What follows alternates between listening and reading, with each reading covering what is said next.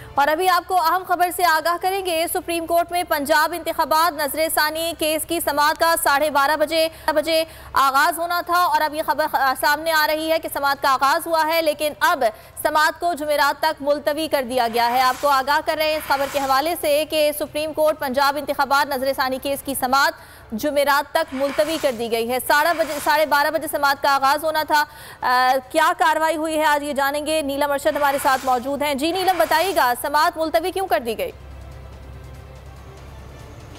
बिल्कुल वरीशा, आपको बताएं कि जैसे ही समाअत शुरू हुई तो अटॉर्नी जनरल रोस्टम पर आए और उनकी तरफ से बताया गया कि कुछ बात करना चाहता हूं। सदर मुमलिकत की मंजूरी के बाद नज़रसानी कानून बन चुका है, जिस पर अदालत की तरफ से कहा गया कि नज़रसानी कानून बनने की बात सुनकर आपके चेहरे पर मुस्कुराहट आई। अटॉर्नी जनरल से ये मुखातिब करके जस्टिस मुनीब अख्तर ने कहा और साथ ही साथ आपको बताएं कि इस समाअत को मुलतवी कर दिया गया है, जुमेरात तक के लिए मुलतवी किया गया है और अदालत की तरफ से रिमार्क्स दिए गए इस कानून से मुतालिक। और ये भी कहा गया है चीफ जस्टिस की तरफ से कि जुमेरात को जुडिशल कमीशन वाला केस है, आप इस बारे में हुकूमत से भी हिदायत ले लें, नया कानून आ चुका है, हम बात समझ रहे हैं, ऐसा कहा गया है चीफ जस्टिस की तरफ से। और साथ ही साथ आपको बताएं कि समाअत जो है वो जुमेरात तक के लिए मुलतवी कर दी गई है और चीफ जस्टिस ने दौरान समाअत ये रिमार्क्स भी दिए हैं कि तहरीक इंसाफ को भी कानून साजी का इल्म हो जाएगा।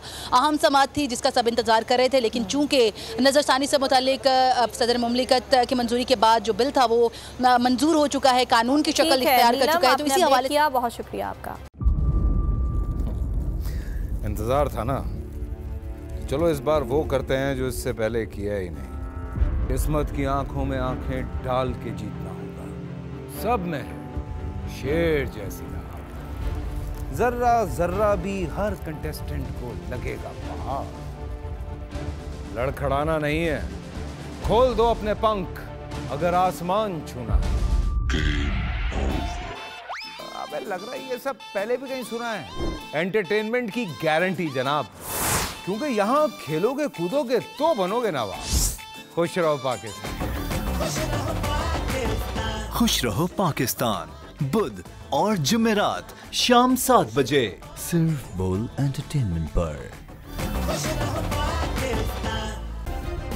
सब्सक्राइब करें और बेल दबाएं ताकि कोई खबर रह न जाए।